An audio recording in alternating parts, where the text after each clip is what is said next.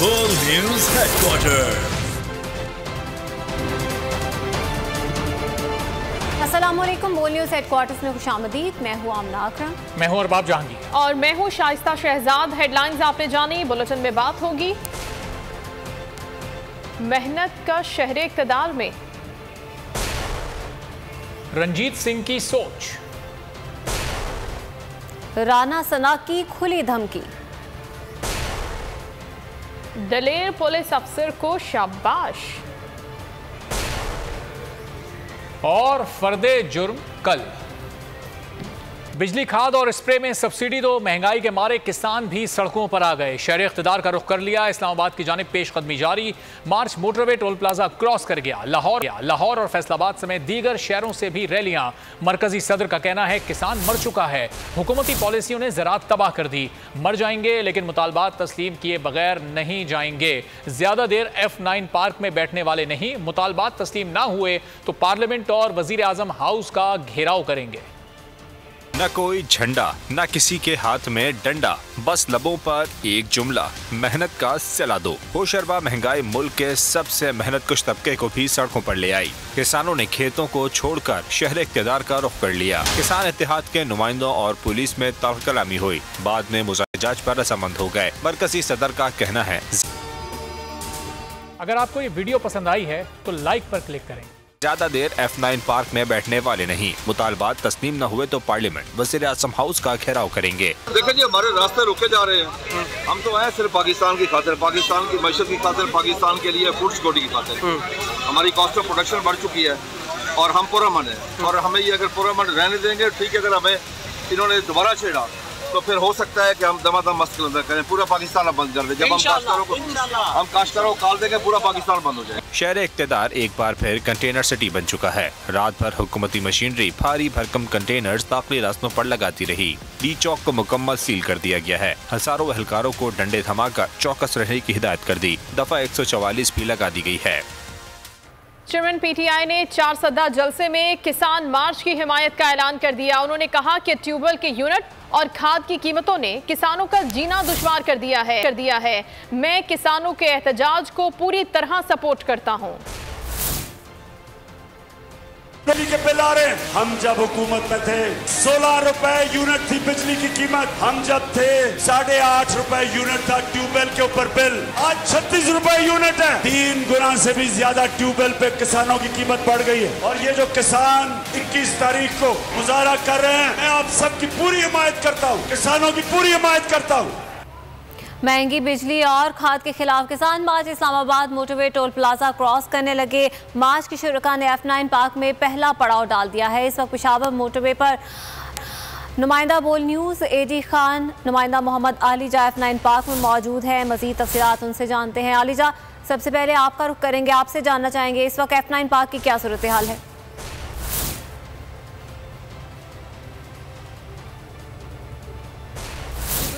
किसान इत्तेहाद का जो काफिला है अपना पड़ाव पार्क में डाल चुका है। इनका गुस्सा जो है वो आसमान को छू रहा है। इनके सब्र का पैमाना लबरेज हो चुका है, क्योंकि वो तबका जो पूरे मुल्क को गज़ा फराम करता है, अपने बीवी बच्चों को गज़ा फराम करने में नाकाम है।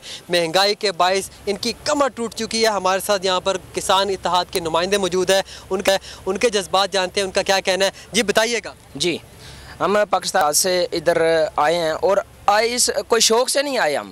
हम पिस के आए हैं और अपना हक लेने आए हैं। ये हमारे हुक्मरानों को ये पता नहीं कौन सा मुल्क चला रहे हैं।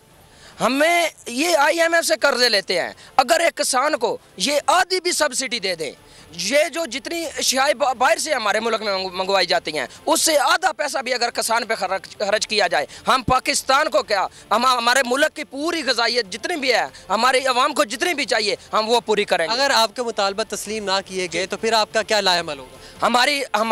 हमें बहुत सारी परेशानी है। हमें खाद जो है वो ब्लैक में मिल रही है। यूरिया खाद जिसके लिए कोई रॉ मटेरियल नहीं चाहिए, वो हमारे मुल्क में बनती है, हमें वो ब्लैक में मिल रही है। DAP खाद अब किसान के जो है ना वो बिल्कुल बर्दाश्त में नहीं है, ले ही नहीं सकता, खरीद ही नहीं सकता। 15,000 रुपये में बिल्कुल नहीं खरीद सकता। हमें बिजली के बिल, अब ये देखें, बिजली के बिल पहले तो हमारे पास थोड़ा सारा ये होता था कि हम जानवर बेच लेते थे। अब लिम्पी स्किन की वजह से वैसे वो बीमारी है, रब ताला की तरफ से आई है, अब हम जानवर भी अपने नहीं बेच सकते। हमारे पास जो है वो ये बिल 3-3 लाख 4-4 लाख हम कहाँ से पे करेंगे? जी बिल्कुल, 4-4 लाख बिल आ रहा है। ये बिल की अदायगी करने से कासिर है। जानवर भी बेच नहीं सकते क्योंकि जानवर भी बीमारी का शिकार है।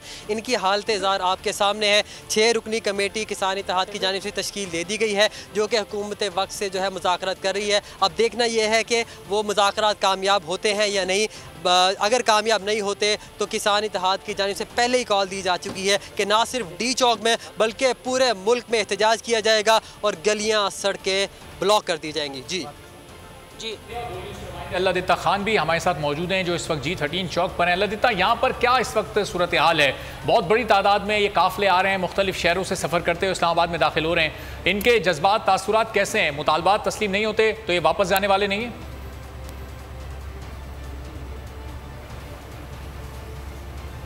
जी बिल्कुल, हज़ारों की तादाद में किसानों के काफ़िले इस वक्त इस्लामाबाद में दाखिल हो चुके हैं, जो अभी आ भी रहे हैं किसान बड़ी तादाद में। उनका मुतालबा एक ही है, जो बिजली के बिल हैं वो उनकी पहुंच से बाहर हो चुके हैं और उसके साथ साथ अभी गंदम की फसल उसकी बिजाई का भी टाइम हुआ चाहता है और जो DAP खाद है उसकी कीमत भी 4 गुना बढ़ चुकी है। किसान इत्तेहाद के फोकल पर्सन अल्ताफ़ चट्टा साहब भी हमारे साथ मौजूद हैं। बताइएगा जी, कितनी बिजली कितनी खाद की कीमतें बढ़ चुकी हैं और मुतालबात की लिस्ट आप लोगों ने भेजी है अभी तक आगे? हाँ जी, अभी हमारी उन्होंने चार्टर डिमांड जो है वो मांगा है, तो हमारे जो अभी वफद लेकर गया है। तो अभी हम आज पूरे पाकिस्तान से इसलिए इधर इकट्ठे हुए हैं कि जो बिजली का रेट था इससे पहले 8 रुपये 45 पैसे फ्लैट रेट था। तो अभी जो गवर्नमेंट ने जो शब खून मारा है, यकदम इन्होंने उसको 15 रुपये 57 पैसे बेसिक यूनिट कर दिया। जो टैरिफ कर दिया 15 रुपये, तकरीबन 7 रुपये यूनिट बढ़ा दिया। उसके ऊपर अगर क्वार्टर टैरिफ एक पता नहीं इन्होंने चोरी का नाम रखा हुआ है, और उसके बाद GST, उसके बाद छोटे छोटे और हैं, और उसके बाद फ्यूल प्राइस डाल देते हैं। इस महीने फ्यूल प्राइस के बगैर हमें तकरीबन 27 रुपये यूनिट पड़ा है। और अगले महीने कितनी बढ़ी है सर? DAP तो उसका बढ़ना क्या, DAP तो उन्होंने हमारी पहुँच से, वो तो ऐसे ही होगा जैसे कभी हमने किताबों में पढ़ा है DAP खाद हुआ करती थी। अभी वो लेनी मुमकिन नहीं रही है। 14,000 की जो इस वक्त जो है वो गवर्नमेंट का जो रेट है 13,700-800, और वो किसान ले ही नहीं सकता अगर वो किसी भी सूरत में। और आगे हमारी जो है गंदम की बुआई का सीज़न शुरू होने वाला है, और उसके लिए हमें जो सबसे ज़रूरी चीज़ है वो DAP की खाद है। और ये पाकिस्तान का DAP इस गवर्नमेंट में क्या रेट हो चुका है DAP का? जी DAP का इस वक्त तकरीबन 15,000 के बार ब्लैक में बिक रही है, असल में मिल ही नहीं, ना यूरिया मिल रही है ना खाद। पिछले 2 साल से किसान मारे फिर रहे हैं, पैसे लेकर हाथों में वो दुकानों पे जाते जो है स्मगलिंग हो रही है। अगर खाद पे सब्सिडी नहीं मिलती और बिजली पे सब्सिडी नहीं मिलती तो अगला लाएअमल क्या होगा किसानों का? सर, अगर बिजली पे सब्सिडी नहीं मिली तो हमारी जो ज़राअत खत्म।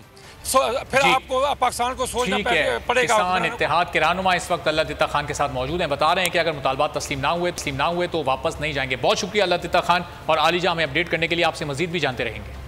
रंजीत सिंह की सोच इस्लामाबाद को पानीपत का मैदान बना देगी। अभी इमरान खान ने कॉल नहीं दी और हुकूमत की कांपे टांग गईं। शेख रशीद ने दारुल हुकूमत को सील करने पर हुकूमत को आड़े हाथों लिया। ट्विटर पैगाम में किसानों के एहतजाज को बहाना बनाकर हुकूमत ने सैकड़ों कंटेनर्स और 30,000 की नफरी सड़कों पर लगा दी। कहा, अवाम का फैसला 2 टोक है, इलेक्शन कराओ और घर जाओ। लॉन्ग मार्च अभी शुरू नहीं हुआ, राना सनाउल्लाह की धमकियां शुरू हो गईं। कहा, एहतजाज की सूरत में इमरान खान के हिमायतियों से निपटा जाएगा। जो सूबे लॉन्ग मार्च को सपोर्ट करेंगे उनके खिलाफ कार्रवाई होगी। अगर डी चौक की तरफ आएंगे तो फिर इनको धूनी दी जाएगी। तहरीक इंसाफ से मुज़ाकरात नहीं हो सकते। PTI का मुमकिना लॉन्ग मार्च, हुकूमत पर लड़सदारी, वफाकी वज़ीर दाखिला धमकियों पर उतर आए। राना सनाउल्लाह ने सूबाई हुकूमतों को भी वार्निंग दे दी। कहा, एहतजाज की सूरत में इमरान खान की हिमायतियों से निपटा जाएगा। जो सूबे लॉन्ग मार्च को सपोर्ट करेंगे इनके खिलाफ कार्रवाई होगी। जो सूबे इस किस्म के मार्च की सपोर्ट करेंगे, जो कि पाकिस्तान के इस रियासत के कैपिटल पर चढ़ाई के लिए कोई मार्च होगा, जो सूबे उसको सपोर्ट करेंगे, they will violate the constitution, that those provincial governments will violate the constitution, और उसके फिर consequences हैं। वज़ीर दाखिला ने मज़ीद कहा कि PTI पुरअमन एहतजाज करे, सहूलत फराहम करेंगे। PTI रहनुमाओं से बात की कि डी चौक आने की जिद न करें, डी चौक आना मुनासिब नहीं होगा, इनके लिए धूनी तैयार है, डी चौक आए तो धूनी दी जाएगी। CCPO लाहौर के तबादले पर वफाकी और पंजाब हुकूमत आमने सामने। लीगियों के खिलाफ मुकदमा दर्ज करने पर वफाकी हुकूमत CCPO पर बरहम ओहदे से हटा दिया। गुलाम महमूद डोगर का चार्ज छोड़ने से इनकार, शहर के दौरे पर निकल पड़े। CCPO लाहौर के तबादले पर वफाक और पंजाब हुकूमत आमने सामने। वफाकी हुकूमत ने गुलाम महमूद डोगर को हटाया, वज़ीर आला ने रोक लिया। लीगी रहनुमाओं के खिलाफ मुकदमात वफाकी हुकूमत से हसम न हो सके। लाहौर के ईमानदार CCPO गुलाम महमूद डोगर को चार्ज छोड़कर इस्टेब्लिशमेंट डिवीजन रिपोर्ट करने का हुक्म दे दिया। वज़ीर आला पंजाब परवेज सलाही ने वफाक का हुक्म गैर कानूनी करार दिया और गुलाम डोगर को काम जारी रखने की हिदायत कर दी। वज़ीर आला की हिदायत के बाद गुलाम महमूद डोगर ने चार्ज छोड़ने से इनकार कर दिया और काम जारी रखने की हिदायत पर शहर के दौरे पर निकल पड़े। CCPO लाहौर ने शहर में लॉ एंड ऑर्डर और सिक्योरिटी इंतजामात का जायजा लिया। सुप्रीम कोर्ट रजिस्ट्री के बाहर तैनात पुलिस अफसरान और एहलकारों को अलर्ट होकर ड्यूटी करने की हिदायत की। खबर आपको दें, न्यू लीगी रहनुमा Ahsan Iqbal Narowal sports city complex case से बरी। इस्लामाबाद हाई कोर्ट के 2 रुकनी बेंच ने ये फैसला सुना दिया है। Narowal sports city complex case से एहसन इकबाल बरी हो गए। मजीद जानेंगे बोल न्यूज के नुमाइंदे फयाज महमूद से। फयाज, इख्तियारात से तजावुज का इल्जाम था एहसन इकबाल पर, आज उनको बरी कर दिया गया है। मुस्लिम लीग नून के लिए बड़ा रिलीज सामने आया है। इस्लामाबाद हाई कोर्ट के 2 रुकनी बेंच ने आज फैसला सुना दिया है। दलाइल सुने गए और उसके बाद अदालत ने फैसला सुनाते हुए एहसन इकबाल को इस केस में बरी कर दिया है। उनकी दरखास्त को मंजूर कर लिया है। नैब के तफ्तीशी अफसर से अदालत ने बार बार एक ही सवाल पूछा कि ये बताइए कि क्या उन्होंने कोई किसी किस्म की करप्शन की है, इस सवाल का जवाब दे दीजिए। लेकिन नैब के तफ्तीशी अफसर को वाज़ेह मौक़िफ़ ना बना सके, बल्कि उन्होंने ये कहा कि सेक्रेटरी पर दबाव डालकर मंसूबा बैन सूबाई राब्ता को दिया गया। कोई बच्चे होते हैं जिन पर दबाव डाला जा सके, तफ्तीशी साहब क्या आप पर कोई दबाव डाल सकता है? उन्होंने ये कहा कि नहीं, मुझ पर कोई दबाव नहीं डाल सकता। जिस पर अदालत ने कहा कि आप ये कह रहे हैं कि आप पर कोई दबाव नहीं डाल सकता, मगर सेक्रेटरी पर डाला जा सकता है। अगर गलत हुआ तो CDWP से सब 30 लोगों को पकड़ते। चेयरमैन साहब ने तो मेट्रो अखबार को देखकर केस बना दिया। आपको CDWP का पता भी नहीं है। नैब ऑर्डिनेंस के तहत, जिसमें नैब ने कहा कि हम इसको नए ऑर्डिनेंस के तहत देख लेते हैं, जिस पर अदालत ने कहा कि ये अदालत किसी नए ऑर्डिनेंस में नहीं जा रही, बल्कि आप हमारे जो सवाल है अदालत ने उनकी दरखास्त मंजूर की और उन्हें इस मुकदमे में बरी कर दिया। फयाज, क्या इस बरियत को नैब की जानिब से सुप्रीम कोर्ट में भी चैलेंज किया जा सकता है? जी बिल्कुल। अब नैब के पास जो अगला फोरम है वो सुप्रीम कोर्ट ऑफ पाकिस्तान है और वहां पर इसको चैलेंज किया जा सकता है, क्योंकि इस्लामाबाद हाई कोर्ट के 2 रुकनी बेंच ने फैसला सुनाया है। तो अब अगला जो फोरम है वो नैब के पास एक रेमेडी मौजूद है कि वो सुप्रीम कोर्ट ऑफ पाकिस्तान से इस फैसले को चैलेंज करे और ये उस वक्त चैलेंज होगा जब इस पे तहरीरी तौर पर फैसला आ जाएगा। फयाज, एक तवील अरसे तक नैब इस केस की तफ्तीश करता रहा, तो क्या अदालत की जानिब से नैब की सरजनिश की गई या पूछा गया उनसे कि कोई सबूत नहीं था आपके पास, अभी तक आप कोई सबूत फराम नहीं कर सके और उसके बावजूद ये रेफरेंस इतनी देर तक चलता रहा? बिल्कुल। आज अदालत ने बार बार एक ही इस्तफसार किया कि आपके पास इस हवाले से एविडेंस क्या था कि इसमें करप्शन कहां पर हुई है, वो आप हमें वाजे कर दें। अदालत ने यह भी पूछा कि जब मेट्रो वॉच की खबर पर केस शुरू हुआ तो 2009 वाले साहब को क्यों ना पकड़ा गया? 2009 में जिन्होंने दोबारा मंसूबा शुरू किया, आपने उन्हें पकड़ना था। ये भी अदालत ने कहा कि 2009 में तो Ahsan Iqbal public office holder ही नहीं थे। क्या आपने पंजाब हुकूमत से तफ्तीश की?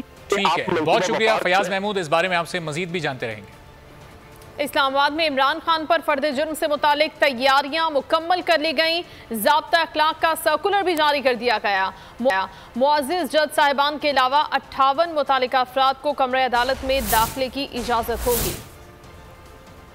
22 सितंबर कप्तान के सियासी मैच का अहम दिन। कानूनी पिच पर बड़ी बाउंसर। इस्लामाबाद हाई कोर्ट कल फर्द जुर्म आयद करेगी। खातून जज को धमकी देने का मामला समाअत के लिए अदालत आलिया ने सर्कुलर जारी कर दिया। पुलिस को सिक्योरिटी के लिए खास इंतजामात की हिदायत कर दी। जारी सर्कुलर के मुताबिक लार्जर बेंच 22 सितंबर को दोपहर 2:30 बजे समाअत करेगा। कमरा अदालत नंबर 1 में दाखिला रजिस्ट्रार ऑफिस के जारी करदा पास से मशरूत होगा। इमरान खान की लीगल टीम से 15, अटॉर्नी जनरल ऑफिस और एडवोकेट जनरल ऑफिस से 15 लॉ अफसरान समेत 3 अदालती मावनीन को कमरा अदालत जाने की इजाजत होगी। कोर्ट न्यूज के 15 रिपोर्टर समेत हाई कोर्ट और डिस्ट्रिक्ट बार के 5-5 वकला भी समात में बराह रास्त शरीक होंगे। मैं हूँ इमरान रियाज खान। अब आप मुझे देख पाएंगे सिर्फ बोल न्यूज पर। इमरान रियाज खान साहब जो हैं वो बोल फैमिली का हिस्सा बन गए हैं। बड़े अरसे बाद किसी चैनल ने हौसला किया है, तो मुझे ऐसा लगता था कि हमें बोलने की इजाजत नहीं मिलेगी, लेकिन बोल ने डिसाइड किया कि बोलने की इजाजत वो लेकर देंगे। मुझे बोल की एक चीज बहुत अच्छी लगी कि बोल ने कैटेगोरिकली कहा कि जो करना है करो, हमने अपना कोई बंदा नहीं निकालना।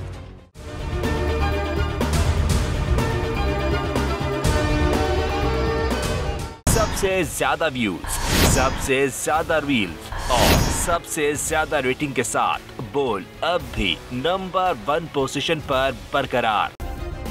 सब्सक्राइब करें और बेल दबाएं ताकि कोई खबर रह न जाए।